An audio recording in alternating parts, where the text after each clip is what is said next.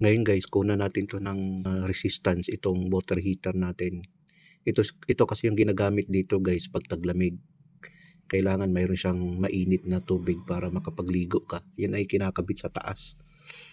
Tapos i-try natin i-calibrate ang multimeter. Okay naman yung multimeter guys. Ngayon kunan natin ng resistance yung water heater natin kung may resistance ba yung heater. Tingnan natin. Nakasetting yan sa times 1. So mayroon siyang palo guys, no? Kung makikita natin mayroon siyang palo. Hindi naman sagad. So ibig sabihin okay tong heater na ito. Hindi siya shortage. Tapos ilagay naman natin sa times 10 para sa ground. Kunan din natin yung ground.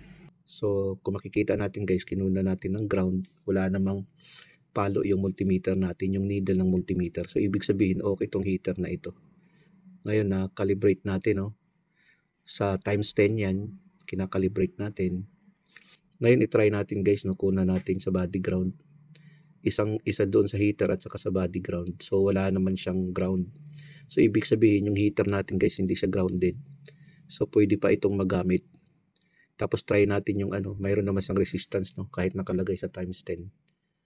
So okay na yan guys.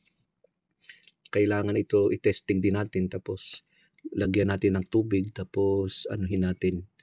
Kunan natin ng ampere. Yan mga heater kasi yan guys, kung makikita natin. Tapos i-try natin yung wire kung mayroon bang resistance ang wire. I-try natin para minsan kasi nagkakaroon ng failure sa wire.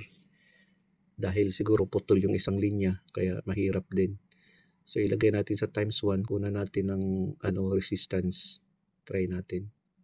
Kung papalo ba yung multimeter natin guys. Try natin. Yan, pumalo yung multimeter natin. So hindi naman sa shortage, no?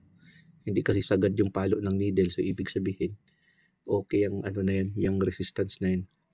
Ilagay naman natin sa times 10 para sa ground. Yung isang wire kasi na yellow green, yan ay sa ground guys. So hindi naman siya grounded, no? Kung makikita natin, hindi siya grounded. Wala siyang palo kung makikita natin, no? Yan kasing yellow green ay sa ground yan. Yung yellow green na yan. I-try natin to na ating kunan ng ampere. Yan, kinuna natin ng ampere, no? Mayroon na kasi ang tubig, nilagyan ko ng tubig. Hindi ko lang na-videohan yung paglagay ko ng tubig kanina.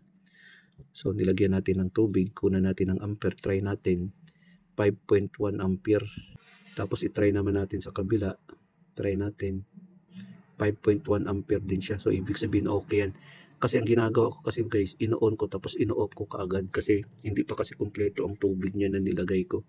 Baka masira yung heater, baka hindi nabasa yung heater ng yung nabasa na sagad.